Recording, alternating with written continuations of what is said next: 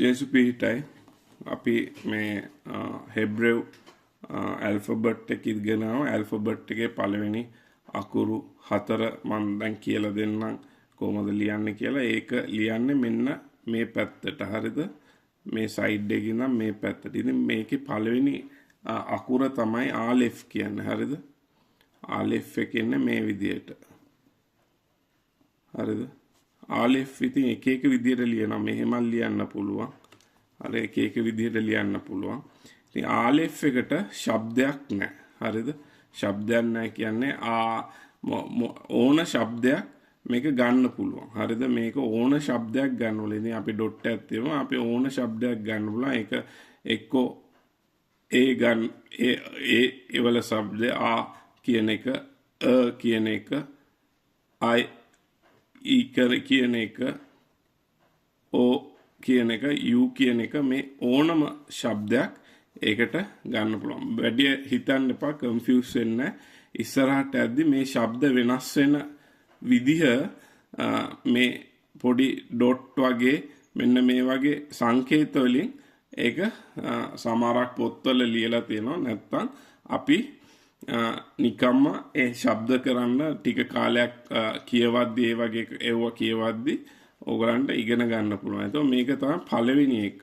හරිද? දෙවෙනි එක ඇවිල්ලා බෙත්. බෙත් ලියන්නේ මෙන්න මේ විදිහට කර්ව් එකක් ගන්නවා. මෙන්න මේ වගේ මේක බෙත්. හරිද? දෙවෙනි එක තමයි බෙත්. ඒ වගේම බෙත් එක මෙහෙම ඇවිල්ලා මේ ඩොට් එක නැතුනම වෙත් වෙනවා. හරිද? මේ එකම අකුර හැබැයි දෙකකට හඬ සවුන්ඩ් වෙන එකක් කියලා බෙත්, වෙත්. එතකොට මේකේ සවුන්ඩ් එක කියලා බ, මේක ව. හරිද? එතකොට බි වි බ ව කියන සවුන්ඩ් එක තමයි මේ දෙකේ එන්නේ. බ ව.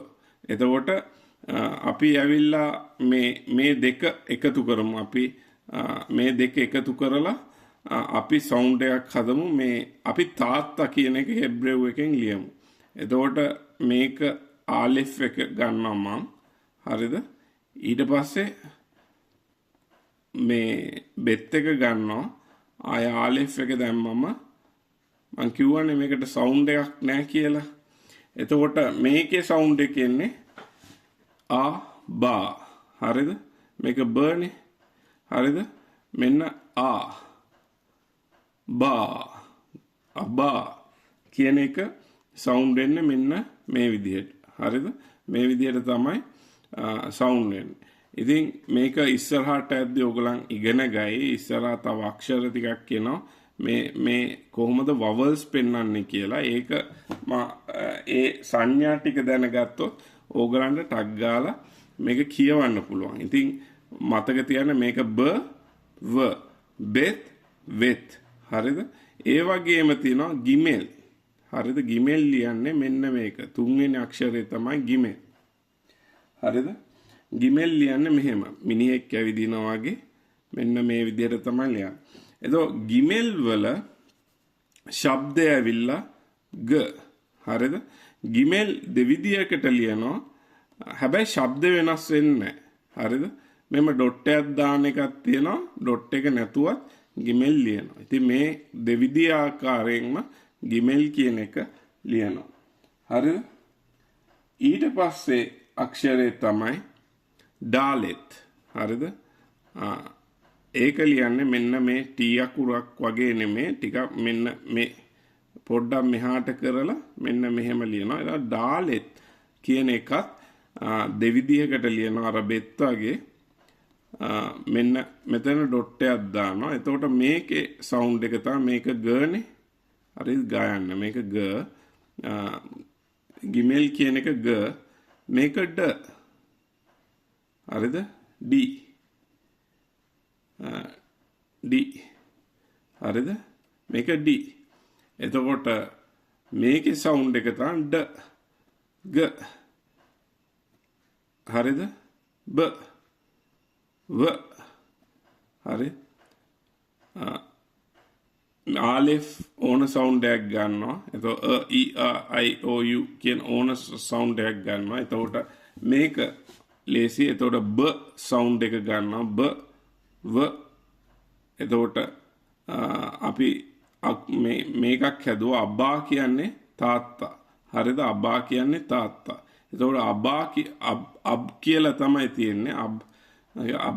අබ්බා කියන අබ්බා කියන එකට මේ මම තව එකක් දැම්ම ආලෙෆ්. එතකොට ප්‍රොනවුන්ස් කරගන්න ලේසි වෙන්නේ. එතකොට අබ්බා. එතකොට මේ සවුන්ඩ් එක එතකොට ආ වෙනවා. හරිද? එතකොට මේක ව්‍යාකරණයක් වෙනවා බා කරන්න. හරිද? ඒ වගේ ටිකක් කන්ෆියුසින්. හැබැයි ඉස්සරහට ඕගලන්ට ටක් ගාලා මේක ඉගෙන ගන්න පුළුවන්. ගොඩක් අය අබා කියන්න මෙන්න මේක දාන්නේ නැහැ. සමහරක් කට්ටිය අගට දානවා, දාන්නේ අබා කියන මේක විතරයි කරන්නේ. ඒතකොට අබා මේ අකුරු දෙකෙන් ලියනවා. එක එක විදිහට ලියන්න පුළුවන්. හැබැයි අර මේ අබා කියලා මම නිකන් කරන්න මේ මොකද්ද ආලිෆ් එකක් දැම්මා. ඒ වගේම මේ ගිමෙල් එක ග සවුන්ඩ් එක. ඊට පස්සේ මේ ඩාලෙට් එක ඩ සවුන්ඩ් එක. ඉතින් මේක අපි ඉස්සෙල්ලම මේ හතර ලියන්න ඕනේ. ලියලා හොඳට ට්‍රේන් වුණායින් පස්සේ ඊට පස්සේ තව එව්වා තියෙනවා. මම ඒ වගේ සවුන්ඩ්ස් උත් ඕගලන්ට දෙන්නම්.